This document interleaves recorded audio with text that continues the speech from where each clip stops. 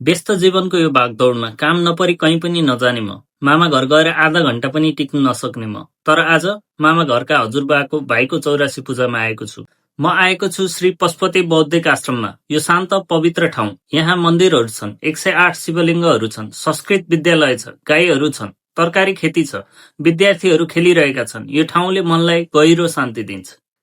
हिन्दू ज्योतिष शास्त्र अनुसार जब कुनै व्यक्ति 81 वर्ष 4 महिना र 4 दिन पुग्छ, उसले जीवनमा करिब 1000 पूर्णिमा देखिसकेको हुन्छ। तर व्यवहारमा 84 वर्षलाई नै विशेष मानिन्छ। यो 84 पूजा हो। 84 कलश स्थापना गरिन्छ। विभिन्न देवताहरूको पूजा हुन्छ। यो पूजापछि बाँकी जीवन भजन कीर्तन, ध्यान र आध्यात्मिक चिन्तनमा बिताउनुपर्छ भन्ने मान्यता छ। वृद्धजनलाई देवताको रूप मानिन्छ। उहाँहरूको अनुभव, माया र आशीर्वादले हाम्रो जीवन उज्यालो बनाउँछ। यो पूजाले परिवारलाई जोड्छ, पाप धोइदिन्छ, सुख शान्ति र मोक्षको कामना गर्छ।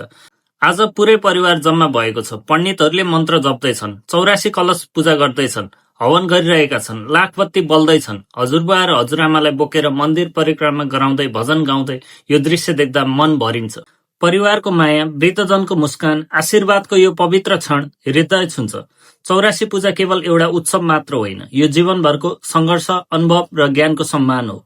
यो पूजाले नयाँ पुस्तालाई सिकाउँछ आफ्नो वृद्धावृद्धिप्रति सम्मान गर्नु, परिवारको महत्त्व बुझ्नु, आफ्नो वृद्धजनलाई समय दिनुहोस्, माया गर्नुहोस्, उहाँहरूको आशीर्वाद लिनुहोस्।